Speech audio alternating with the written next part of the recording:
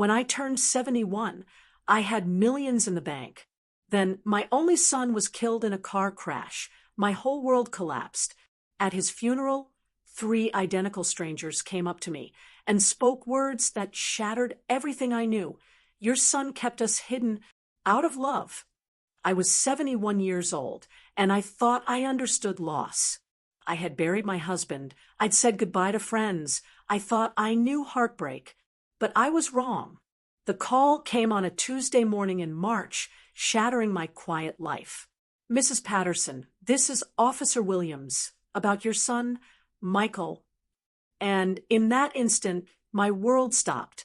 My Michael, my brilliant, kind son, a respected doctor who called me every single Sunday, without fail, gone at 43. A red light, they said. A collision. Unresponsive. Just gone. Can you imagine? It felt like my very breath was stolen. I hung up the phone, staring at my hands.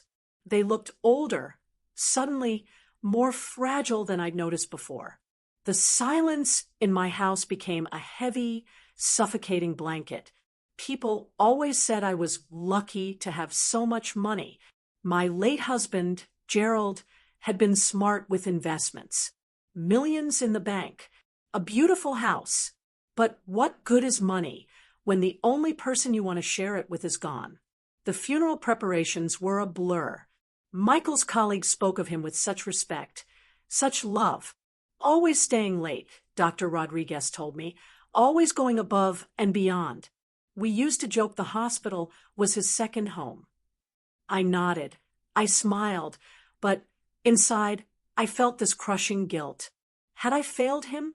Had he been working so much because he was lonely? Had our weekly calls been enough? Should I have done more, visited more, pushed him to find happiness outside his work? The service was at St. Mary's, where Michael had been baptized. The pews were packed with people whose lives he'd touched. I sat in the front row, wearing the black dress I'd hoped never to wear again after Gerald. Father Martinez spoke beautifully, but all I could think about was how quiet my house would be when I went home. Then, at Greenwood Cemetery, as they lowered my son's casket into the earth, I felt something inside me break. It was a wound I knew would never fully heal. This wasn't how it was supposed to be. Parents aren't supposed to bury their children. As the crowd began to disperse, offering their final, whispered sympathies, I saw them. 3 small figures standing at a distance near a large oak tree. 3 identical little girls, maybe 10 or 11 years old, all wearing black dresses that looked too formal for children their age. They stood close, holding hands, their faces serious. What struck me most was how they looked at Michael's grave, not with childish curiosity, but with genuine, gut-wrenching grief. I watched them approach the fresh mound of earth, slowly, almost reverently. Each girl carried a single white daisy. They placed them carefully on the grave, one by one. The similarity between them was startling. Triplets, same dark hair, same serious brown eyes, same delicate features. And then, so soft I almost missed it, one of them whispered, "Bye, Daddy." The words hit me like a physical blow. Daddy, I must have made a sound because all 3 girls turned. Surprise. Then something that looked almost like fear flashed across their faces. Without another word, they turned and ran, small hands still clasped, disappearing toward the parking lot. I stood frozen. Had I imagined it? Michael didn't have children. He'd never even been married. He would have told me, wouldn't he? "Marlene, dear, we should get you home." My neighbor, Mrs. Chun, tugged gently at my arm. "You've had such a long day. Did you see those children?" I asked her, my voice thin. "The 3 little girls?" Mrs. Chun looked around the now empty cemetery, concern clouding her face. "I don't see anyone, dear. It's just us now." Maybe the grief was playing tricks on my mind, but I couldn't shake the image of those 3 identical faces, or the sound of that small, sad voice saying, "Bye, Daddy." That night, surrounded by sympathy flowers. All I could think about was those girls. If Michael had children, wouldn't I know? Wouldn't he have brought them to visit their grandmother? The idea was absurd. And yet, all those late nights Michael worked, all those conferences he attended, all those times he'd seemed distracted during our calls. Had he kept a part of his life hidden? The rational part of my mind screamed it was grief, making me imagine connections that weren't there. But the other part, the mother's intuition, knew it was real. As I turned off the lights and headed upstairs, I made a decision. Tomorrow, I would go back to the cemetery. I needed to understand what I'd seen. Because if those children were connected to Michael, if my son had secrets I never knew about, then maybe, just maybe, I wasn't as alone in this world as I thought. I didn't sleep that night. Every time I closed my eyes, I saw those three little faces. Heard that whispered, "By Daddy." By dawn, I was convinced I was losing my mind. But I couldn't stay away from the cemetery. I started going every morning, arranging fresh flowers, talking to Michael. But the truth was, I was looking for them. For a week, I saw nothing. I started to think Mrs. Chun was right. Then, on the following Wednesday, I saw them again. 10 in the morning. I was kneeling by Michael's grave, arranging yellow tulips, his favorite. As I stood, brushing dirt from my knees, I saw movement near the oak tree. 3 small figures in school uniforms walking slowly toward Michael's grave, each carrying a single flower. This time, I could see them clearly. Identical triplets, around 10 years old, dark brown hair in neat ponytails. Their faces serious, solemn. I stayed absolutely still, afraid I'd frighten them away. They placed their red carnations on the earth, stood quietly, as if in private prayer. Then the girl in the middle spoke, her voice barely a whisper. "We miss you, Daddy. Aunt Margaret says you're in heaven now." My heart stopped. Daddy, this wasn't my imagination. I must have shifted. They looked up. Their eyes widened. We froze, staring at each other across my son's grave. The girl who'd spoken stepped forward, her expression the most serious. "Are you Daddy's mommy?" she asked, hesitantly. I couldn't speak. I just nodded, my throat too tight. They exchanged glances, a silent communication. Then she spoke again. "I'm Faith," she said, polite but cautious. "These are my sisters, Hope and Joy. We were Daddy's daughters." Hope and Joy. The names hit me like a revelation. I looked closer. Now that I was looking for it, I saw Michael in their faces. The shape of their eyes. The way they tilted their heads when they were thinking just like him. "How old are you?" I managed to ask. 10, Faith answered. "We'll be 11 in September." 10 years old. Michael would have been 33 when they were born. I racked my brain. Any signs? Any changes? Nothing. Where do you live?" I asked gently. They exchanged another worried look. "With Aunt Margaret." Faith said finally, "She takes care of us now." "And where is Aunt Margaret today?" "She's at work. She cleans offices downtown. We're supposed to be at school." Hope's voice trailed off. "But we wanted to visit Daddy." Joy finished quietly. Her voice was softer than her sister's, almost musical. I looked at these 3 beautiful children, my son's daughters, and I felt a mixture of emotions I couldn't even name. Joy, confusion, anger that I'd never known about them, heartbreak that Michael was gone before I could meet them properly. "Does Aunt Margaret know you're here?" I asked. Faith shook her head. She said we shouldn't come anymore. She said it was too sad. "But we had to say goodbye," Hope added. "We didn't get to before. Before he went to heaven." I knelt down, so I was at their eye level. "What do you mean, you didn't get to say goodbye?" "Daddy was supposed to come see us that weekend." Joy explained, her eyes filling with tears. But then Aunt Margaret got a phone call, and she started crying, and she told us Daddy had an accident. The weekend of the accident, Michael had canceled our usual Sunday dinner, saying he had something important to do, something that couldn't wait. Did you see your daddy often? I asked carefully. Every other weekend. Faith said, and sometimes he would take us to the park after school. He taught us how to ride bikes and how to make pancakes. He read us stories too, Hope added, really good ones about princesses and dragons. And he always brought us presents, Joy said with a small smile. Nothing fancy, just little things. Coloring books and hair ribbons, and once a puzzle with 100 pieces. Tears started to form. These children clearly loved Michael, and he had been a part of their lives in ways I'd never known about. Why didn't he ever bring you to meet me? I asked, though I wasn't sure I wanted to hear the answer. The girls looked at each other uncertainly. He said, Faith began slowly. He said you were still very sad about Grandpa Gerald dying, and he didn't want to make you sadder. That didn't make sense. Gerald had died 8 years ago. While I'd grieved, I'd never been the type to shut myself away. Michael knew that. Did he say anything else about me? I pressed gently.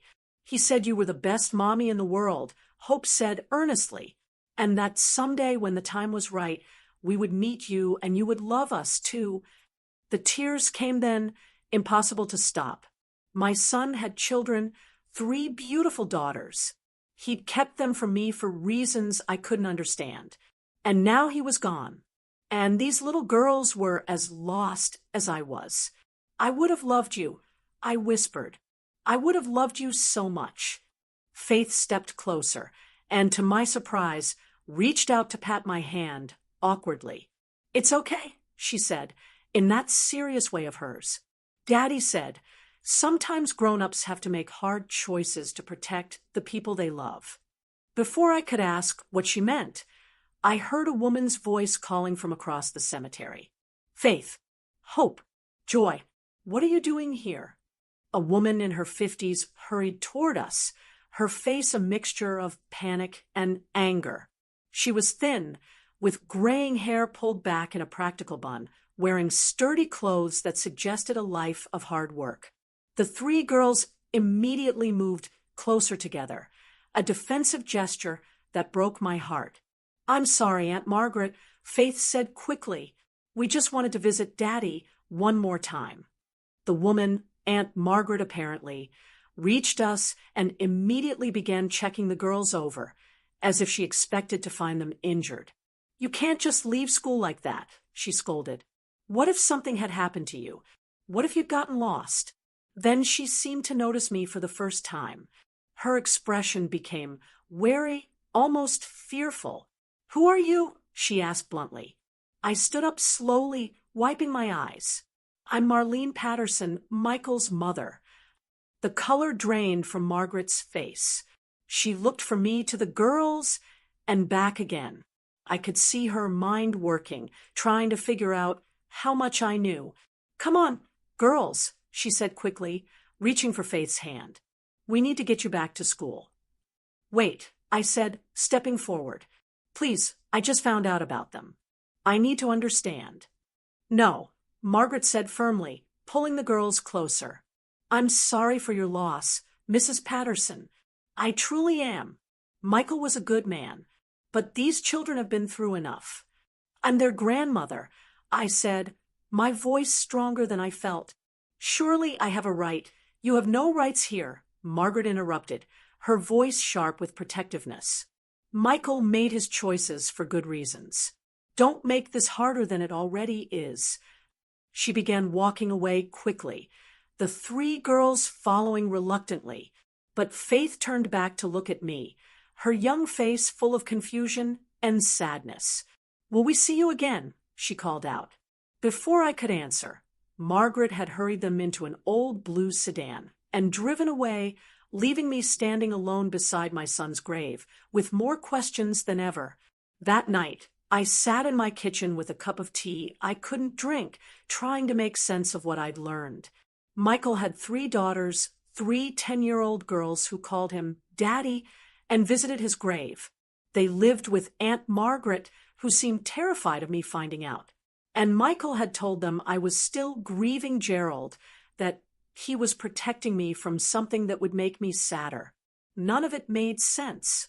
What could be sad about having grandchildren? What could be so terrible that Michael felt he had to keep his own daughter's secret from me for their entire lives? I thought about Faith's words. Daddy said, sometimes grown-ups have to make hard choices to protect the people they love. What had Michael been protecting me from?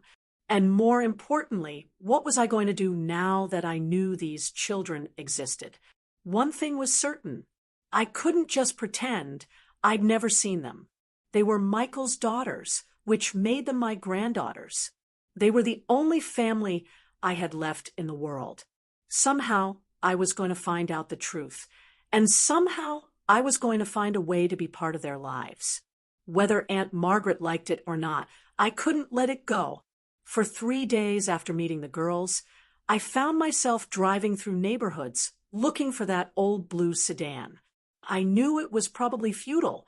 The city was huge, and I had no idea where they lived. But I couldn't sit still, couldn't just accept that my granddaughters were out there somewhere while I knew nothing about their lives. On Saturday morning, I decided to try a different approach. I drove to Michael's apartment building, thinking maybe someone there might know something. The building manager, Mr. Torres, had been helpful with clearing out Michael's belongings. Mrs. Patterson, he said, seeing me in the lobby, how are you holding up? I'm managing, I said, though that wasn't entirely true. Mr. Torres, I need to ask you something. Did Michael ever have visitors? Children, perhaps? His expression became cautious. Well, I wouldn't normally discuss tenants' private affairs. Please, I said, it's important. I think they might be family. He glanced around the empty lobby, then lowered his voice.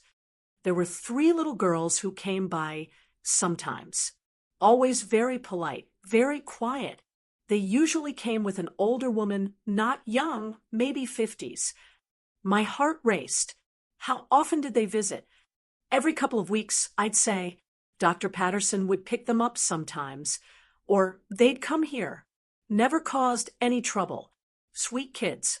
Do you know anything about the woman with them? Mr. Torres shook his head. She kept to herself, but she always looked tired, if you know what I mean, like she was carrying a heavy load. That description matched the woman who'd called herself Aunt Margaret. I thanked Mr. Torres and left, feeling like I was slowly collecting pieces of a puzzle I didn't yet understand. That afternoon, I made a decision that probably wasn't entirely rational. I drove back to the cemetery and waited. If the girls had been skipping school to visit Michael before, maybe they would do it again. I parked under some trees where I could see Michael's grave without being too obvious. I felt a bit like a stalker, but I pushed that thought away. These were my granddaughters. I had a right to know about them. I waited for 2 hours before I saw the blue sedan pull up near the cemetery entrance. My heart jumped. I watched Margaret get out, followed by the 3 girls. This time, they weren't in school uniforms. They were simple weekend clothes, jeans and sweaters that looked well cared for, but not expensive. I waited until they'd been at the grave for a few minutes before I approached slowly, not wanting to startle them. Margaret saw me first, and her face immediately tensed. Mrs. Patterson, she said, stepping protectively in front of the girls. What are you doing here? The same thing you are, I said gently, visiting my son. Faith, hope, and joy peered around Margaret, their faces curious but wary. I could see the family resemblance more clearly now. They had Michael's eyes, definitely, and something about their expressions reminded me of him at that age. We brought Daddy new flowers, Joy said softly, holding up a small bouquet of mixed wildflowers. We picked them ourselves. They're beautiful, I said, meaning it. I'm sure he would love them. Margaret remained tense, ready to leave at any moment. But I could see something else in her expression now. Exhaustion, maybe, or resignation. She looked like a woman trying to hold too many things together at once. "Margaret," I said carefully, "could we talk, just for a few minutes?" "There's nothing to talk about," she replied, but her voice lacked conviction. "Please," I pleaded. "I just want to understand. These are Michael's daughters, which makes them my granddaughters. I'm not trying to cause trouble.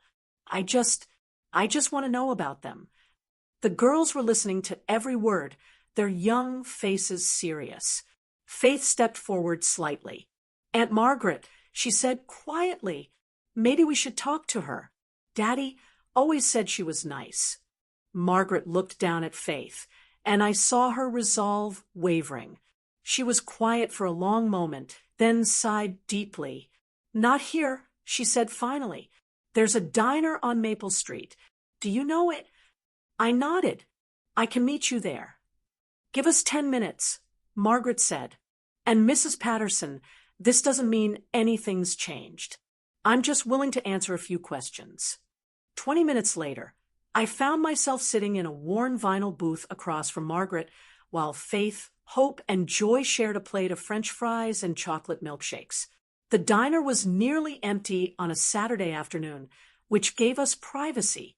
"How long have you been taking care of them?" I asked quietly. Margaret stirred her coffee absently. "Since their mother died. Almost 4 years now." "For years?" I was shocked. Their mother died when they were only 6. Margaret nodded. "Sarah was my sister. She had some problems. Health problems, mainly. Michael helped her as much as he could, but when she passed, there was nobody else." I looked at the 3 girls, who were giggling quietly over something Joy had whispered. They seemed happy enough, but I could see a kind of carefulness in the way they acted, as if they were used to not drawing too much attention to themselves. "What kind of health problems?" I asked. Margaret's expression became guarded again. "That's not really. Look, Mrs. Patterson, I understand you want to know about them, but some things are private." "I'm their grandmother," I said, trying to keep my voice calm. "If there are health issues I should know about—" "You're not their grandmother," Margaret interrupted sharply. "Not legally. Not in any way that matters. Michael never married Sarah. He helped support them. Yes, and he loved those girls more than anything, but you have no legal claim to them." The words stung, but I could see the fear behind Margaret's harsh tone. She was protecting the girls the only way she knew how. "I'm not trying to take them away from you," I said softly. "I can see that you love them. But Margaret, I'm 71 years old. Michael was my only child. These girls are the only family I have left." Margaret looked at me for a long moment. I saw something shift in her expression. Maybe she recognized the loneliness in my voice. Or maybe she was just tired of carrying all this responsibility alone. "Sarah had a genetic condition," she said finally, her voice barely above a whisper. "Something that affects the muscles, makes them weak over time. It's rare and it's hereditary." My stomach dropped. I looked at the 3 girls, studying their faces, their movements. They seemed healthy enough, but I realized I didn't know what to look for. "Do the girls have it too?" I asked. Margaret's eyes filled with tears. "2 of them do. Hope and Joy. Faith seems to be clear, but we won't know for sure until they're older." I felt like the air had been sucked out of the room. My granddaughters, 2 of them, had inherited a genetic condition that would make their muscles weak over time. "How bad is it?" I whispered. "It's manageable with the right care, physical therapy, medications, monitoring. But it's expensive, really expensive. Michael was helping with the medical costs. But now—" She didn't need to finish. Now Michael was gone, and she was trying to manage everything on her own. I looked at Hope and Joy again, seeing them with new eyes. They did seem a bit more careful in their movements than Faith. And now that I was looking for it, I could see that they tired more easily. Joy was leaning against the booth, as if sitting upright was taking effort. Is that why Michael kept them secret from me? I asked. Because of their condition? Margaret nodded slowly. He said you'd already been through enough sadness in your life. He didn't want you to have to worry about sick grandchildren on top of everything else. He thought it would be too much for you. I felt a flash of anger at my son, even in death. Too much for me. Did he really think I was so fragile that I couldn't handle loving children who needed extra care? But then I looked at Margaret's exhausted face, at the careful way the girls moved, at the weight of responsibility clearly crushing this woman who was trying so hard to do right by them. And I began to understand. Michael hadn't been protecting me from sadness. He'd been protecting me from heartbreak, and maybe protecting the girls from having to deal with another adult who might not be able to handle their condition. What kind of care do they need? I asked. Margaret looked surprised. Physical therapy twice a week, regular checkups with specialists, medications to slow the progression. It's not just the money, though that's a big part of it. It's the time, the coordination, making sure they don't overexert themselves, but still get enough activity to maintain their strength. And you've been managing all of this alone. I work nights cleaning office buildings. Margaret said quietly, it gives me flexibility to take them to appointments during the day. But it's hard. They're good girls. They don't complain, but I worry about them constantly. I watched Faith carefully cut Joy's food into smaller pieces. Watched Hope automatically hand Joy her napkin when she needed it. These children had learned to take care of each other in ways that broke my heart. Margaret, I said slowly, what if you didn't have to do this alone anymore? She looked at me suspiciously. What do you mean? What if there was someone who could help with the medical costs? Someone who could drive them to appointments, hire the best specialists, make sure they have everything they need?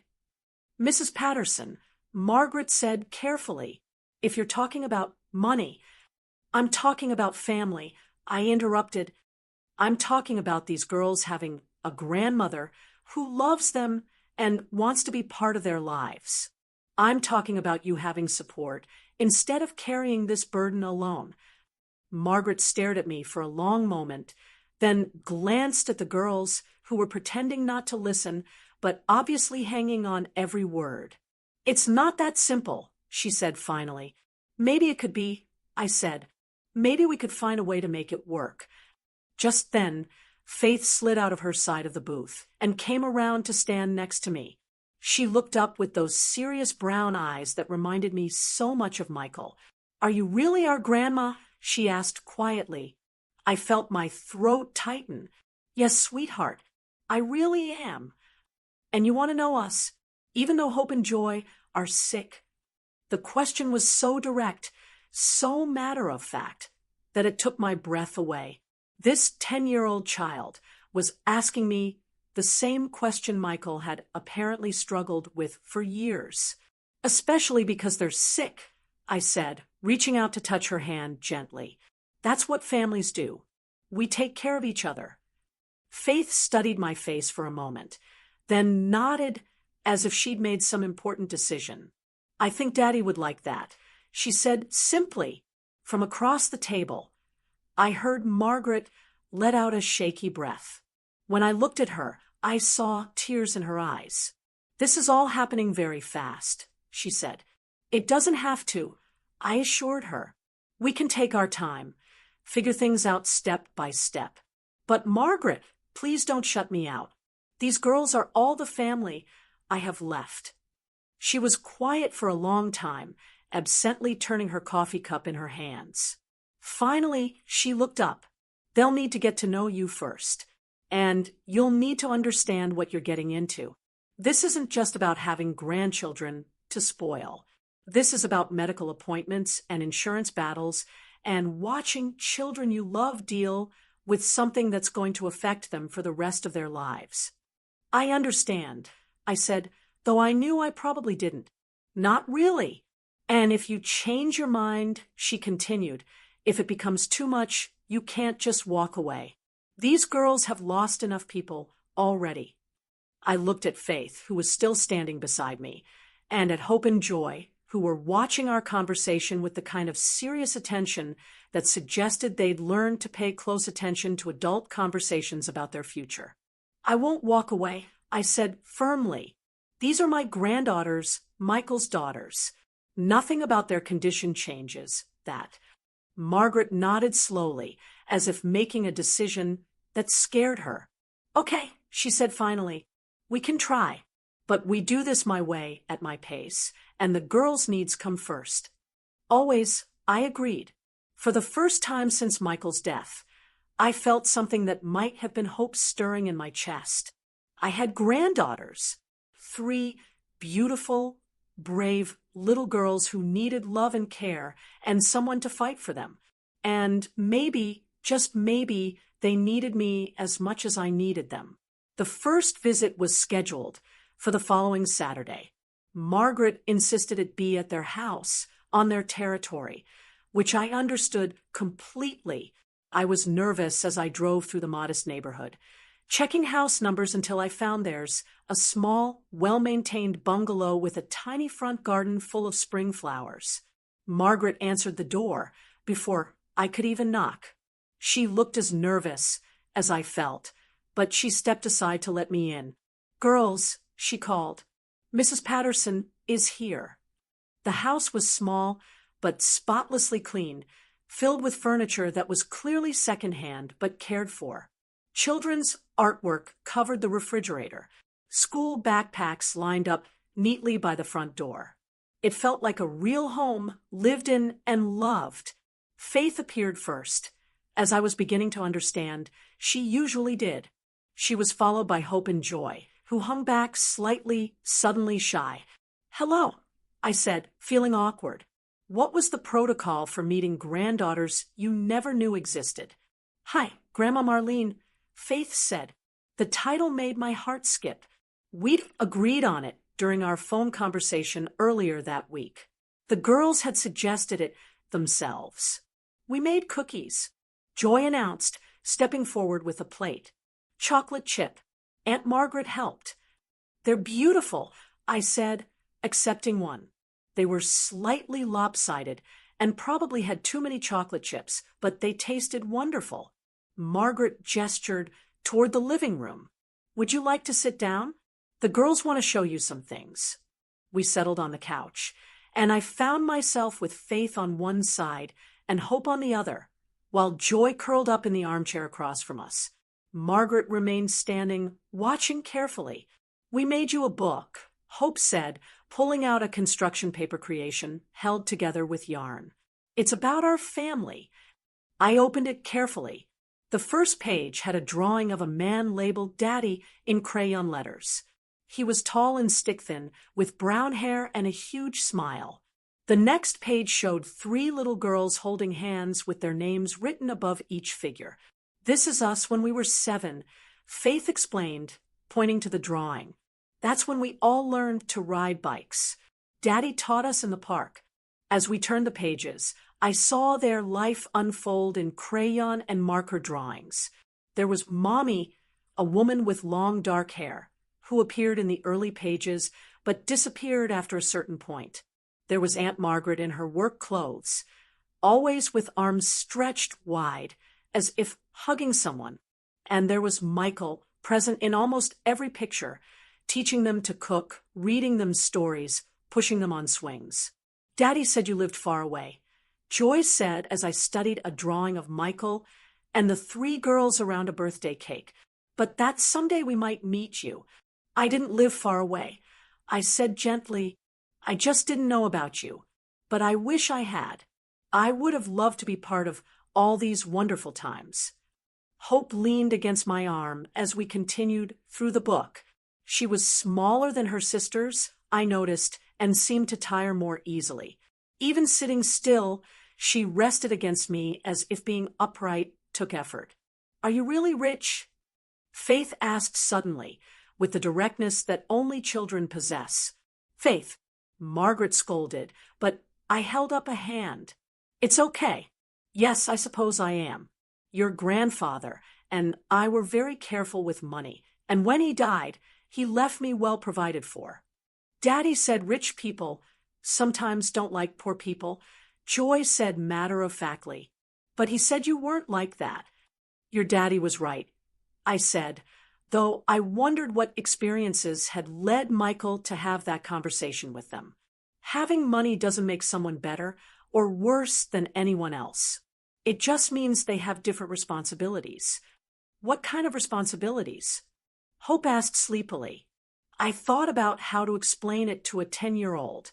"Well, if you have more than you need, I think you should help people who don't have enough.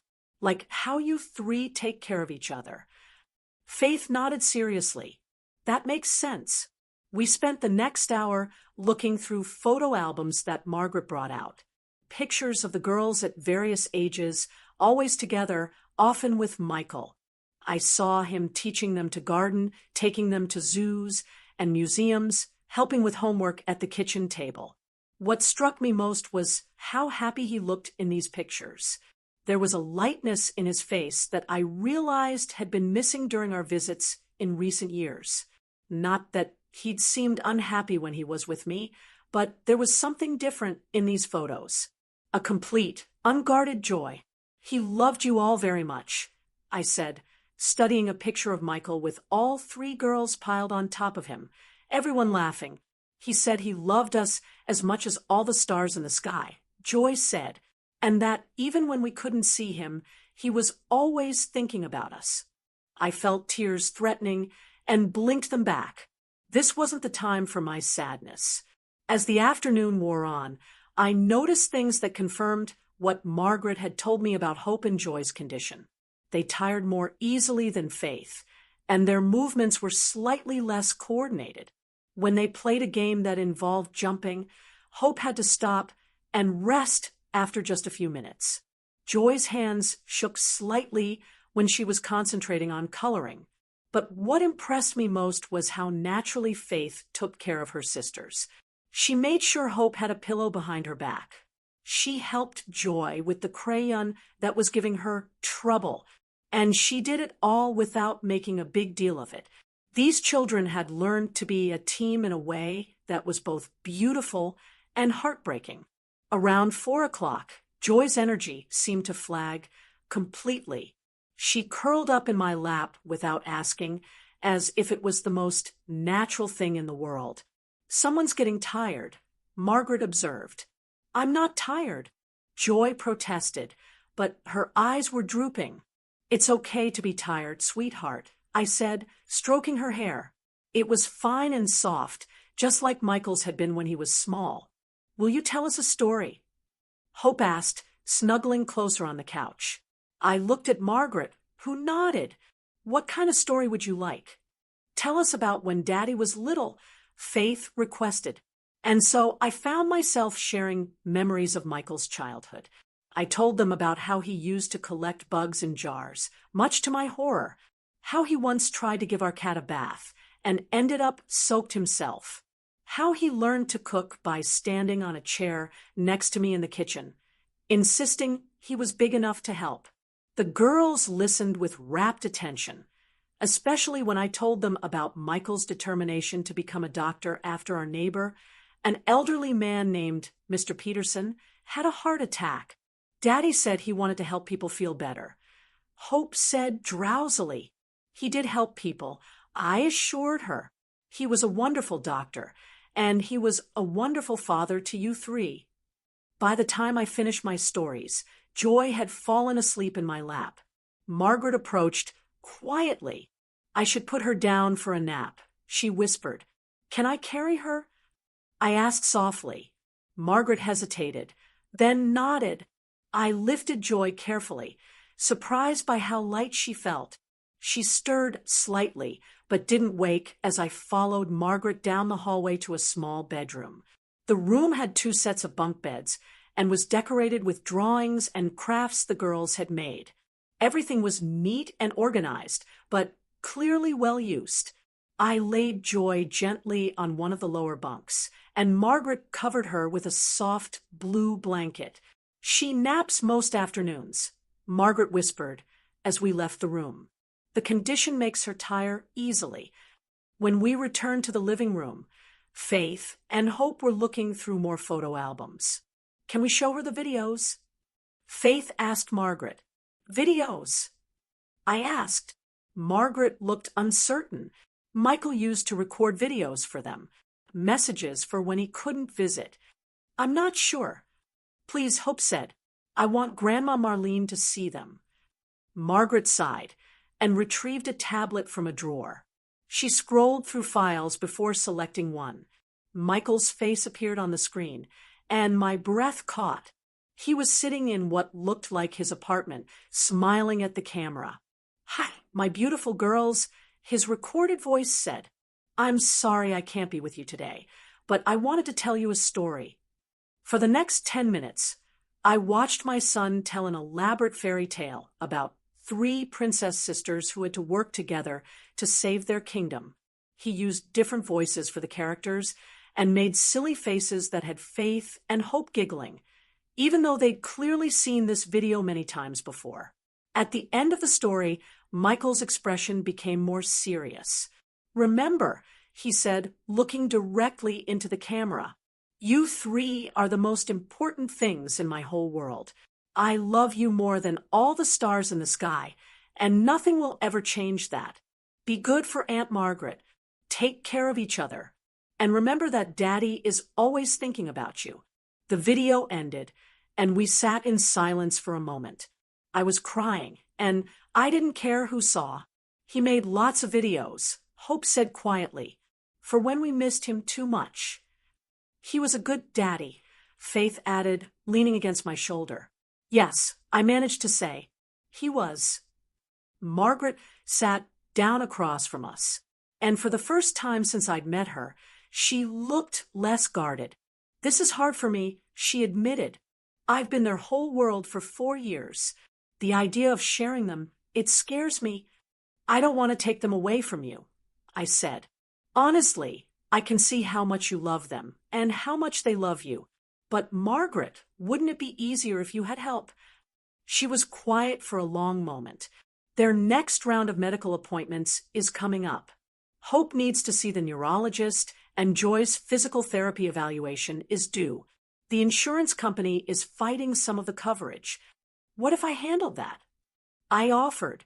What if we got them the best doctors, the best care without worrying about insurance companies or costs?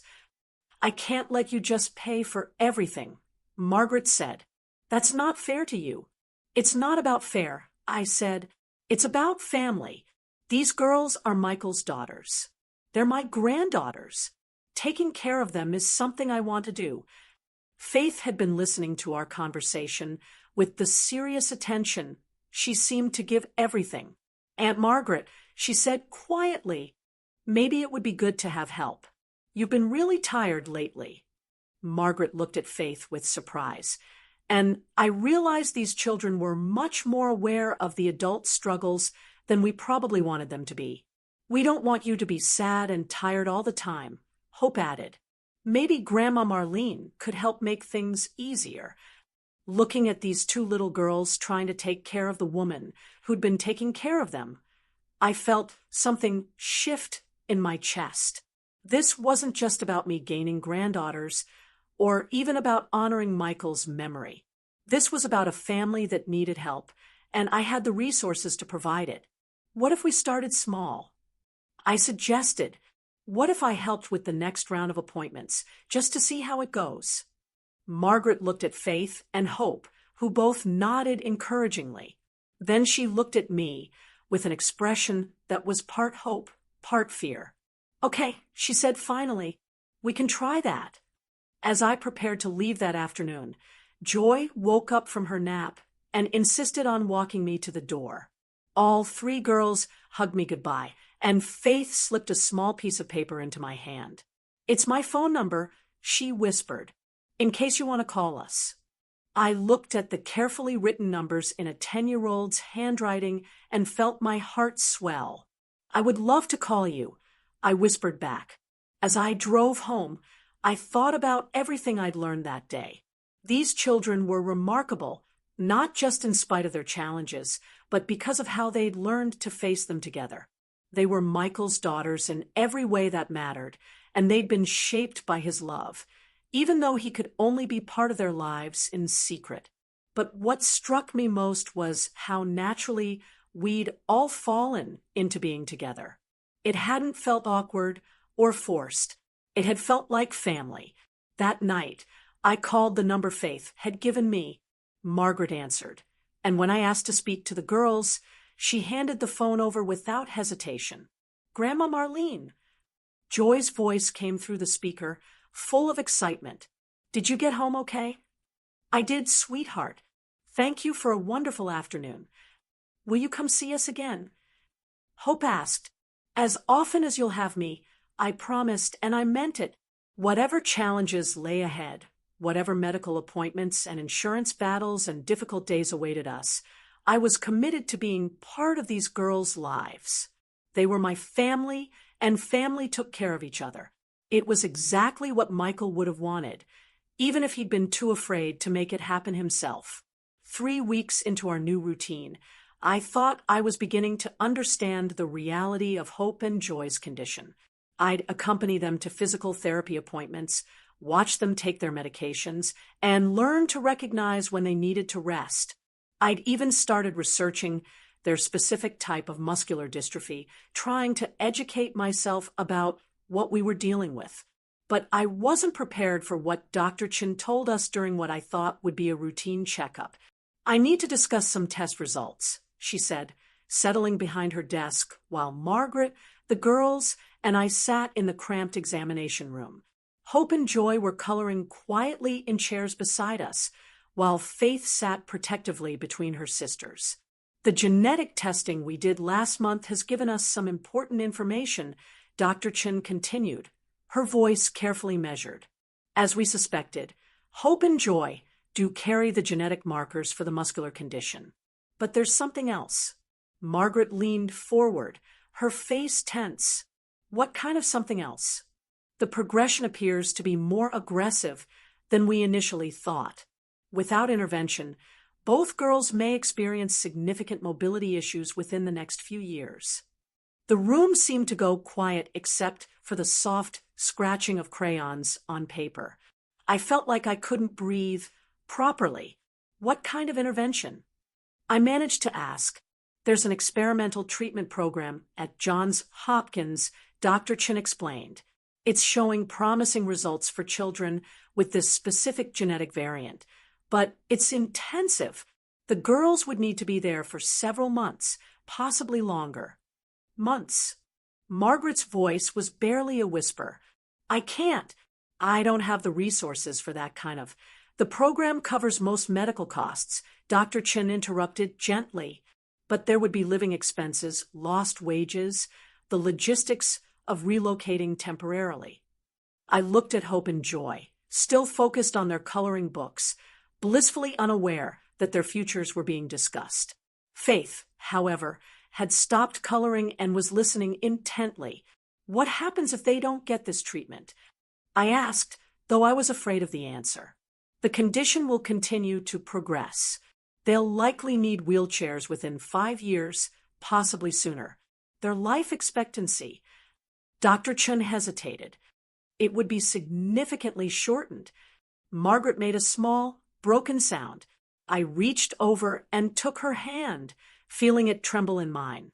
But with the treatment, I pressed. The early results are very encouraging. Some children have shown marked improvement. Others have had their progression halted entirely. It's not a cure, but it could give them decades of additional mobility and independence. Faith had put down her crayon completely now and was staring at the doctor with those serious brown eyes. Are you talking about Hope and Joy? She asked quietly. Dr. Chin looked at Margaret, who nodded reluctantly. We'd agreed early on that the girls should be included in age-appropriate discussions about their health. Yes, sweetheart, we're talking about a special program that might help them stay stronger for longer. Would they have to go away? Faith asked, and I heard the fear in her voice. For a while, yes, Dr. Chen said, but not alone. They would need someone with them. Faith looked at Margaret with an expression far too mature for a 10-year-old. Aunt Margaret can't leave work for that long. Faith, Margaret started, but Faith continued with the brutal honesty of a child who'd learned to face difficult realities. And we can't afford it anyway. I heard you on the phone with the insurance company last week. Hope looked up from her coloring book, suddenly aware that something serious was happening. Are Faith and I going to get sicker? Joy, Hope corrected automatically. You meant you and Joy, right? Faith said, but I could see tears forming in her eyes. Are Hope and Joy going to get sicker? The room fell silent. Dr. Chen looked at Margaret, who was struggling to find words. Finally, I spoke.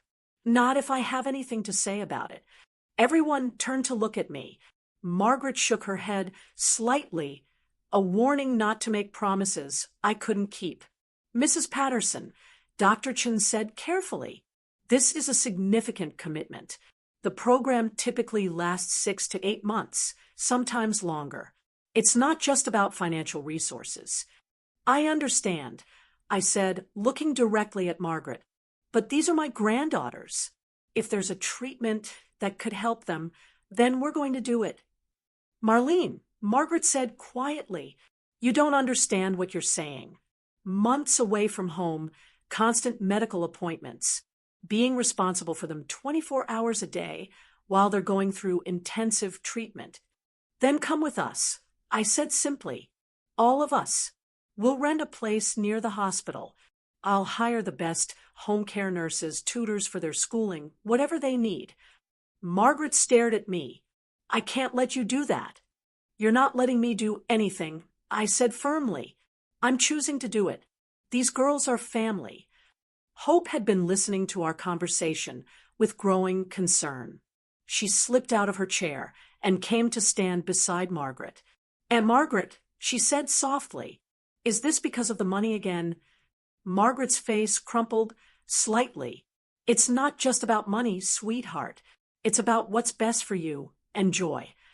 What's best for us is being together, Faith said, moving to stand with Hope. All of us together. Joy looked confused by the sudden seriousness, but followed her sisters.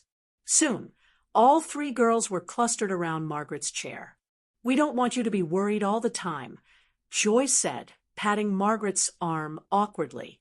Maybe Grandma Marlene is right. Maybe it would be better if we all helped each other.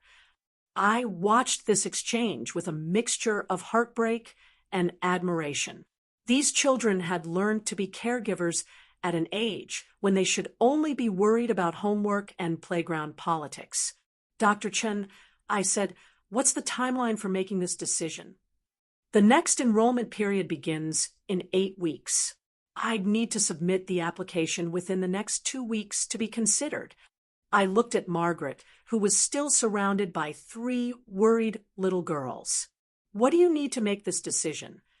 Margaret was quiet for a long time. Finally, she looked up at me, tears in her eyes. I need to know that you understand what you're committing to. This isn't just about paying for treatment. This is about being responsible for 2 sick children for months, maybe years. This is about watching them struggle through painful procedures and setbacks, and still finding ways to keep their spirits up. And this is about Faith, she continued, looking at the 3rd triplet. She'll need support, too, watching her sisters go through this. She'll need to feel like she matters just as much, even though she's not the one who's sick. I knelt down, so I was at eye level with all 3 girls. Faith, Hope, Joy, I said seriously. If we do this, it's going to be hard sometimes. There will be days when Hope and Joy feel bad, and days when all of us feel scared or sad. But we'll face it together as a family. Will we all stay together? Faith asked. Every single day, I promised, even when it's hard. Hope asked, especially when it's hard. Joy, who'd been unusually quiet, suddenly stepped forward and hugged me tightly. I don't want to get sicker, she whispered against my shoulder. You're not going to get sicker, I said firmly, holding her close. We're going to fight this thing with everything we have. Later that evening, after we'd returned to Margaret's house, and the girls were in bed, Margaret and I sat at her kitchen table with cups of tea. Neither of us was drinking. There's something else you need to know, Margaret said quietly, about why Michael kept them secret. I waited, sensing this was important. Sarah didn't just die from the genetic condition. She took her own life. The words hit me like a physical blow. What? She couldn't handle watching the girls start to show symptoms. She was terrified of what their future would look like. Terrified they'd inherited her condition. One night, she couldn't bear it anymore. I stared at Margaret, processing this information. The girls don't know. They think she died from complications of her illness, which is technically true. But Michael was devastated. He blamed himself for not seeing how bad her depression had gotten. That's why he didn't tell me about them, I said, understanding flooding through me. He was afraid I wouldn't be able to handle it either. Margaret nodded. He said you'd already lost your husband, that you didn't need to lose yourself worrying about sick grandchildren, too. He was trying to protect everyone. I thought about my son, carrying this secret for years, trying to support these children and their mother while shielding me from what he saw as unbearable pain. He was wrong, I said finally, not about Sarah's pain. That was real and terrible. But he was wrong about me. I would have helped. I would have been there for all of them. Maybe, Margaret said, but you can't blame him for trying to protect you. That's what love looks like sometimes. Making hard choices to spare the people you care about. I sat in that small kitchen thinking about Michael's secret videos for the girls, about the careful way he'd structured their lives to give them stability while keeping them separate from me, about how he'd worked extra shifts to pay for their medical care, while never breathing a word about the financial strain. Margaret, I said, finally, I want to do this treatment program. Not because I feel guilty about Michael's choices, but because these girls deserve every chance we can give them. She looked at me for a long moment. It's going to change your life completely. You'll go from being a wealthy widow with no responsibilities to being a full-time caregiver for 3 children, 2 of whom have serious medical needs. My life changed the moment I saw them at Michael's grave. I said, everything since then has just been figuring out how to make it work. Margaret smiled for the first time since we'd left the doctor's office. Okay, she said, let's do it. Let's give those girls the best shot we can. As I drove home that night, I thought about the conversation ahead of us with the girls, about the logistics of relocating our entire lives to Baltimore for months, about the challenges we'd face.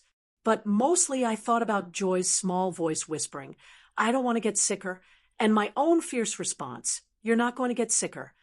I'd made a promise to my granddaughters, and I intended to keep it, whatever it took, however long it took, however much it cost, we were going to fight for their futures. It's what Michael would have wanted. It's what these brave little girls deserved. And it's what family does. We show up for each other, especially when the stakes are highest. The next morning, I called Dr. Chen's office and told them to submit the application for the treatment program. Then I called my financial advisor and told him I'd be making some significant changes to my spending priorities. For the first time since Michael's death, I felt like I had a purpose that mattered more than anything else in the world. 18 months later, I stood in the kitchen of our house in Baltimore, watching Faith help Joy with her physical therapy exercises, while Hope practiced piano in the living room. The sound of children's laughter mixed with music filled rooms that had been empty for too long, and I realized I couldn't remember what silence used to feel like. The treatment program had been everything Dr. Chen had warned us it would be: intensive, exhausting, sometimes heartbreaking. There were days when Hope and Joy were too sick from the medications to do anything, but sleep. Days when Faith felt left out because so much attention was focused on her sister's care. Days when Margaret and I were so tired we could barely think straight. But there were other days, too. Days when Hope's muscle strength tests showed improvement. Days when Joy could walk farther than she had the week before. Days when all three girls laughed so hard at something ridiculous that we forgot to worry about test results and treatment schedules. Grandma Marlene, Joy called from where she was doing her stretches. When Faith and Hope turn 11 next month, can we have the party here? Of course, sweetheart, I said, still getting used to how naturally Grandma had become part of my identity. What kind of party do you want? A pizza party, Faith said immediately, with extra cheese and those little sausages. Pepperoni, Hope corrected from the piano bench. They're called pepperoni. I smiled at their constant corrections of each other, a habit that had become one of my favorite things about their sisterly dynamic. In the months we'd spent together, I'd learned that Faith was the organizer, Hope was the dreamer, and Joy was the peacemaker who kept them all connected. Margaret appeared in the doorway, home from her new job at the hospital's patient advocacy office. We'd found the position through Dr. Chen's connections, and it allowed Margaret to use her experience with medical bureaucracy to help other families navigate the system. More importantly, it gave her a sense of purpose beyond just caring for the girls. "How did therapy go today?" she asked, accepting the cup of coffee I handed her. Joy walked 3 more steps than yesterday, Faith reported proudly, and Hope played that hard song all the way through without stopping. The progress had been slow, but steady. Hope's condition had stabilized completely. Her muscle function was actually better now than it had been when we started. Joy's improvement was more gradual, but she was defying every pessimistic prediction the doctors had made about her mobility. More importantly, both girls had learned that their condition didn't define them. Hope was becoming an accomplished pianist, something she'd never had the energy to pursue before the treatment. Joy had discovered a talent for storytelling and was already talking about writing books when she grew up. Speaking of the party, Margaret said, settling into her chair at our kitchen table, "I got a call from Dr. Chen today. She wants to include the girls in a case study about the treatment program." "What does that mean?" Faith asked, immediately alert to any conversation about her sister's medical care. "It means Hope and Joy's progress has been so good that other doctors want to learn from it." I explained, "to help other children who have the same condition. Would we have to do anything different?" Hope asked, pausing her piano practice. "Just some extra tests and interviews," Margaret said. "Nothing painful or scary. They want to document how well you're both doing." The girls exchanged glances. That silent communication they'd perfected over the years. "If it helps other kids," Joy said finally, "we should do it." "Definitely," Hope agreed. "Right, Faith." Faith nodded seriously. "We know how scary it was when we first found out about the treatment. If we can help other families not be so scared, we should." I watched this exchange with the same mixture of pride and heartbreak I felt almost daily. These children had developed a maturity and compassion that came from facing serious challenges together. But I sometimes wished they could just be carefree 10-year-olds. That evening, after the girls were in bed, Margaret and I sat on the front porch of our Baltimore house, something that had become our routine. The neighborhood was quiet, with the kind of peaceful evening sounds that reminded me why I'd fallen in love with this temporary home. "I got a call from the real estate agent today," Margaret said quietly, "about the house back home." We'd kept Margaret's house rented while we were in Baltimore, but the lease was ending soon. We needed to decide whether we were going back or making this move permanent. "What are you thinking?" I asked. Margaret was quiet for a moment, looking out at the street where some neighborhood kids were playing kickball in the fading light. "The girls are settled here now. They have friends. They know their way around. Hope's piano teacher thinks she's talented enough for the conservatory program. Joy's enrolled in that creative writing class she loves. And Faith? I asked. Faith keeps asking if we're staying because she wants to try out for the school's debate team next year. Margaret smiled. She's got Michael's argumentative streak. It was true. Over the months we'd spent together, I'd seen more and more of my son in each of the girls. Faith had his determination and sense of responsibility. Hope had his quiet intensity and perfectionist tendencies. Joy had his optimism and his way of finding something good in every situation. What about you? I asked. What do you want? Margaret looked at me with surprise. What I want? When's the last time someone asked you that question? She was quiet for so long, I thought she wasn't going to answer. Finally, she said, I want the girls to be happy and healthy. I want them to have every opportunity they deserve. That's what you want for them. I said gently, what do you want for yourself? Margaret's eyes filled with tears. I want to not be afraid anymore, she whispered. For 4 years, I've gone to bed every night, terrified that I'm not doing enough, that I'm failing them somehow. For the first time since Sarah died, I feel like maybe I'm not carrying this alone. I reached over and took her hand. You're not carrying it alone. You haven't been for months now. I know, she said. And that scares me too, because what if something happens to you? What if you decide this is too much? Those girls have already lost too many people. It was a conversation we danced around for months, but never addressed directly. Margaret's fear of abandonment was as real as the girls' medical needs. Margaret, I said firmly, I'm not going anywhere. These children are my family now. You're my family now. Whatever happens, we face it together. She squeezed my hand tightly. So, we're staying in Baltimore. If that's what's best for the girls, then yes, we'll make it official. The next morning, I found myself in the unusual position of having 3 10-year-olds help me make a major life decision. We sat around the breakfast table with our pancakes and orange juice, and I laid out the choice before them. We can stay here in Baltimore permanently, I explained, or we can move back to Aunt Margaret's house and visit here regularly for your medical checkups. What do you want to do, Grandma Marlene? Faith asked. I want to do whatever makes you 3 happiest and healthiest, I said honestly. But you had a whole life before us, Hope pointed out, with that serious way she had of thinking about things.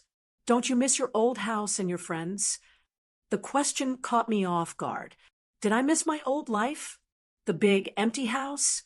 The quiet days with no purpose beyond managing my investments and attending charity luncheons? You know what I miss? I said finally, I miss your daddy. I miss knowing I had family in the world, but I don't miss being alone. Joy had been unusually quiet during breakfast, and I noticed her watching me with those thoughtful eyes that reminded me so much of Michael. Grandma Marlene, she said softly, before you found us, were you lonely? The directness of the question took my breath away. Yes, sweetheart, I was very lonely, and now I looked around the table at these 3 remarkable children who had transformed my life in every possible way. Now I wake up every morning excited to see what you 3 are going to do next. Now I have piano recitals to attend and therapy sessions to drive to and homework to help with. Now I have people who need me and people I need. So we make each other less lonely, Faith concluded with satisfaction. Exactly. Then we should definitely stay together, Joy said firmly. Families should stay together. All of us, Hope asked, looking at Margaret. All of us, Margaret confirmed. If Grandma Marlene is sure she wants 3 noisy girls permanently taking over her life. I can't think of anything I'd want more, I said, and meant it completely. Later that afternoon, while the girls were at their various activities, Hope at piano Joy at her writing class, Faith at soccer practice. Margaret and I drove to a real estate office to look at houses for sale in the neighborhood. We'd outgrown our rental, and if we were staying permanently, we needed more space. "Look at this one," Margaret said, pointing to a listing. 5 bedrooms, 2 offices, and a music room. I studied the photos of a large colonial house just a few blocks from where we were currently living. It had a big backyard for the girls to play in, a kitchen large enough for all of us to cook together. And best of all, it was within walking distance of the hospital where Hope and Joy would continue their follow-up care. "It's perfect," I said. "It's expensive," Margaret warned. "It's family," I corrected. 6 months later, I stood in that same kitchen, but now it was truly ours. The girls had each decorated their own rooms. Margaret had turned one of the offices into a study space where she was taking night classes to become a certified patient advocate, and I had converted the music room into a library where we read together every evening.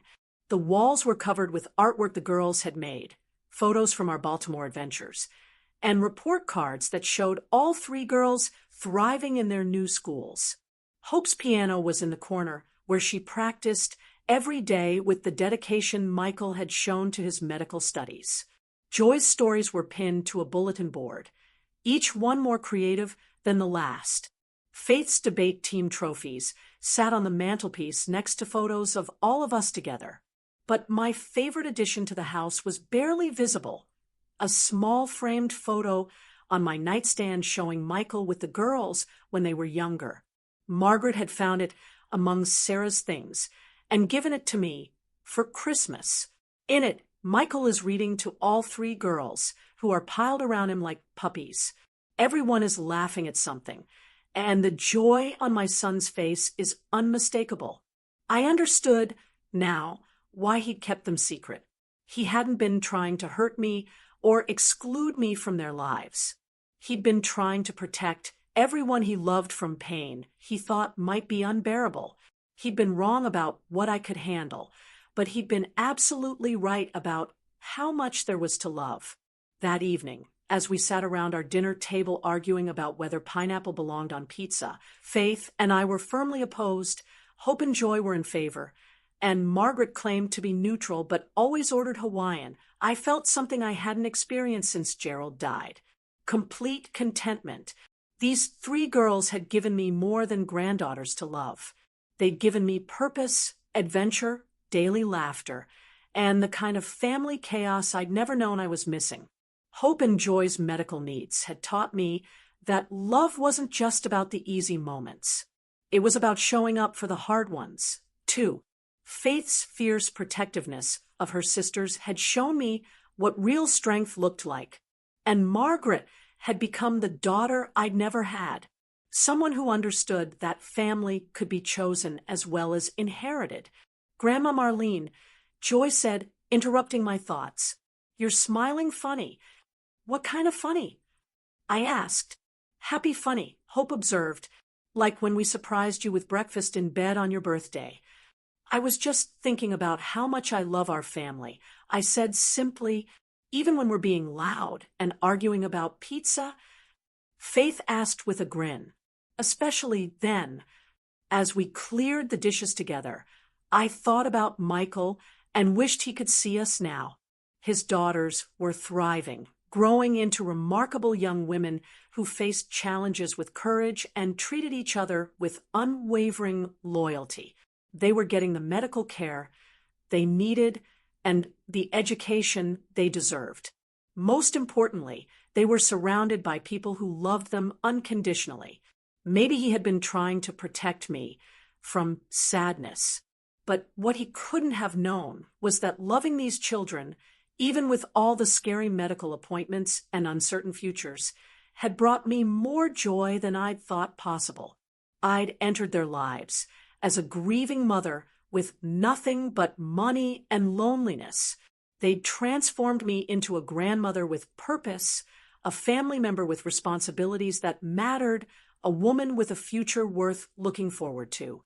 3 little girls had whispered, "By Daddy," at a graveside, and somehow that had led to all of us saying hello to a new kind of life together. It wasn't the life I'd planned, but it was infinitely better than the one I'd been living. And every single day, I was grateful that love had found us when we needed it most. Now, I'm curious about you who listened to my story. What would you do if you were in my place? Have you ever been through something similar, where loss led to an unexpected discovery of family? Tell me what you think. I really want to know.